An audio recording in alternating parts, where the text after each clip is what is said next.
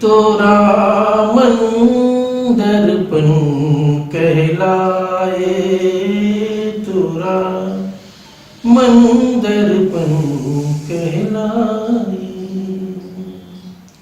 भले बुरे सारे कर्मों को दिखे और दिखाए, तोरा मन दर्पण कहलाए, तोरा मन दर्पण कहलाए।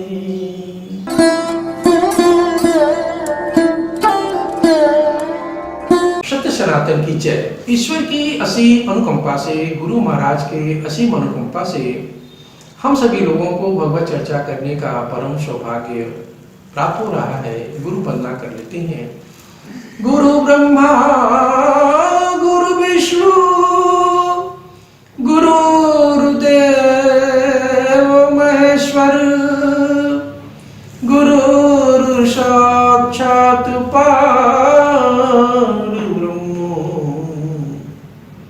तस्मै श्री गुरुवे नमः। अब श्री रामचरितमानस में अयोध्या कांड समाप्त होने के बाद अब अरण्य कांड शुरू होता है। तुलसीदास जी महाराज शुरुआत इस प्रकार से करते हैं। उमा राम गुण गुण पंडित, मुनि पावहीं बिरति, पावहीं मोह विमूढ़ जे, हरि विमुख न धर्मरति। अब शिवजी पार्वती, अब देखिए कथा श्री रामचरितमानस में तीन लोग कहते हैं। एक तो भगवान शिव पार्वती जी को सुनाते हैं प्रभु राम का की कथा, दूसरा याज्ञवल्क्य मुनि भरद्वाज जी को सुनाते हैं, तीसरा काकभूषुंडी गरुड़ जी को सुनाते हैं। अब कथा इसी प्रकार से चल रही, भगवान स्वयं कथा कह रहे हैं।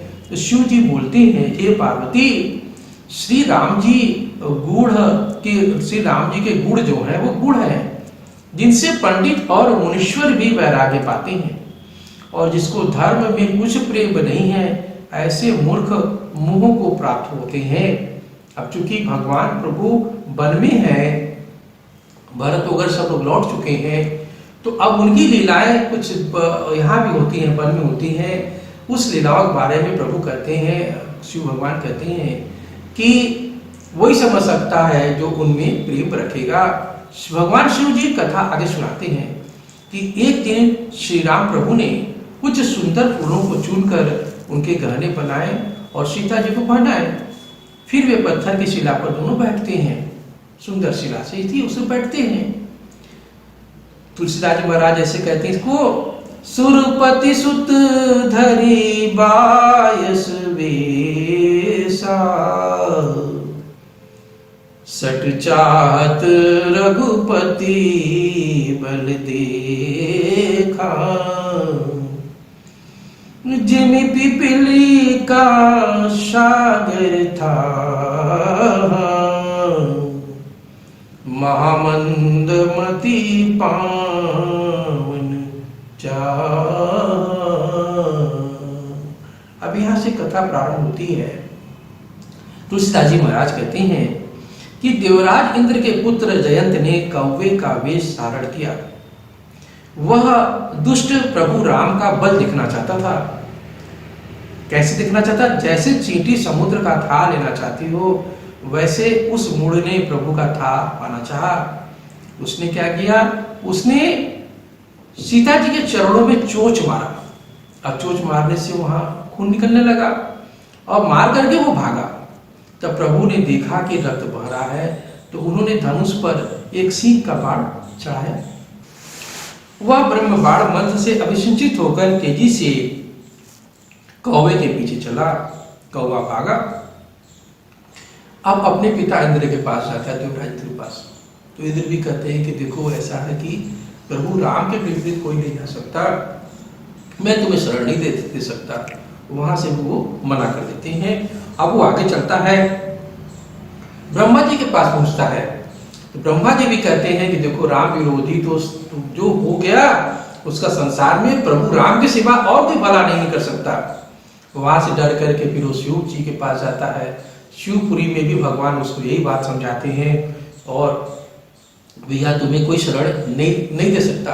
इस कथा से इसी प्रकार कथा को काकभूषुंडी भी गरुड़ जी से कहते हैं कि हे गरुड़, जो प्रभु राम से विमुख है उसके लिए सब संसार अग्नि से भी अधिक तप्त हो जाता है। अब वो बेचारा भाग रहा है, परेशान है, क्या करे। अब देखिए कमाल की बात है कि वो सीख जो है, जो बाण के रूप में चल रहा है, उससे मात्र 2 हाथ की ही दूरी पर है।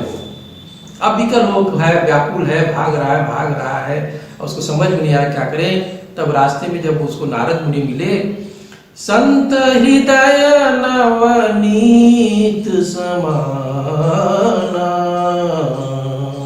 अब देखिए संतों का हृदय जो है वो अब मक्खन की तरह होता है। जब उन्होंने वो समझ गए वो तो जो साधना का हर बात समझ पाते थे, समझ गए कि क्यों भाग रहा है, तो उनके मन में दया आ जाती है। उन्होंने उसको दूर से ही प्रभु का गुणानुवाद किया, मानो उसको प्रभु के बारे में सब समझाया कि देखो तुम्हें सिर्फ प्रभु ही शरण दे सकते हैं और किसी भी शक्ति नहीं है जो तुमको शरण दे सके।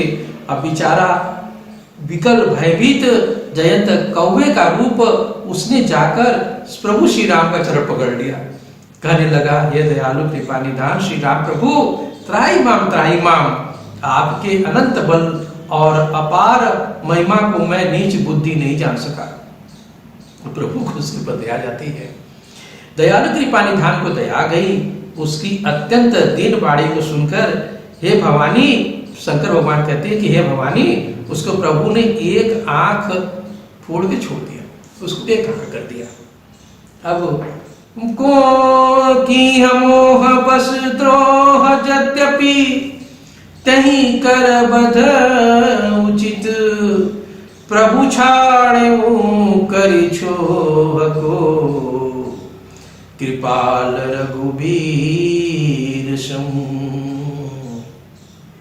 अब देखिए कौवे ने जो है, जयंत जो है, उसने मोह के बस होकर द्रोह तो किया था, यद्यपि उसका वध करना ही उचित था, तो भी प्रभु ने दया करके उसको छोड़ दिया। अब आगे कथा देखें कि प्रभु सीता जी के साथ वो लक्ष्मण सहित आगे अत्रि मुनि के आश्रम पहुंचते हैं। अत्रि मुनि बड़े प्रसन्न होते हैं। अब अत्रि मुनि का शरीर भी देखो, अब देखिए उनको देखो तो आत्मज्ञानी आदमी है। वो गए, अरे गजब हो गया, ब्रह्मांड के नियंता, ब्रह्मांड के मालिक सामने खड़े हैं। अब वो लेकिन अब दौड़ते हैं प्रभु की तरफ। अब लेकिन प्रभु देखिए मर्यादा पुरुषोत्तम राम है, वो उनको देख करके शीघ्रता से वो भी आगे बढ़ते हैं और कहीं मुनि जो है मर्यादा को उल्लंघन न करके उनका पैर न छूने लगे, वो तुरंत जो है पहले ही उनको दंडवत प्रणाम करने के लिए वहीं बैठ जाते हैं। और बैठने के बाद अत्रि मुनि क्या करते हैं, उनको पकड़ के दोनों भाइयों को सीने से लगा लेते हैं और प्रेम के अश्रु जल से दोनों को नहला देते हैं। आसन पर, उचित आसन पर विराजमान प्रभु श्री राम को शोभा देकर अत्रि मुनि हाथ जोड़कर स्तुति करने लगते हैं। नमामि भक्त वत्सलम कृपालुशील कोमलम भजामि ते पदाम्बुजं वकामि सुधामदं निकाम श्याम सुंदरम भवाम्बुनाथ मंदरम प्रफुल्ल कंज लोचनम मदादि दोष मोचनम प्रलंब बाहु विक्रमं प्रभो अप्रमेय वैभवं निषंग चापशायकं धरं त्रिलोकनायकं दिनेश वंश मंडलम महेश चाप खंडलम मुनीन्द्र संत रंजनम सुरारी वृंद भंजनम। अब इस तरह से करके आंख बंद के सजल नैनों से प्रभु का गुणानुवाद कर रहे हैं, उनकी महिमा का गुणगान कर रहे हैं। अब आगे कथा अत्रि मुनि से भगवान की क्या बात होती है, क्या वहाँ रूप पकड़ता है, अनुसुईया की कथा इसी में आएगी, तो अगले एपिसोड में बताऊंगा। एक छोटा सा वचन, तोरा मन दर्पण कहलाए, तोरा मन दर्पण कहलाए।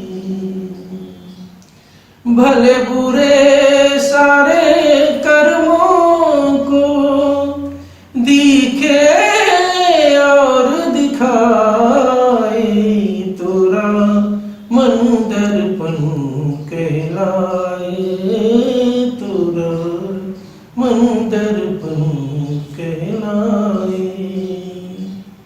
सुख की कलियां दुख के काटे, मन सबका आधार। सुख की कलियां दुख के काटे, मन सबका आधार। मन से कोई बात छुपे ना, मन के नैन हजार। जग से जाए भाग न कोई, मन से भाग न पाए, तोरा मन दर्पण कहलाए, तोरा मन दर्पण कहलाए।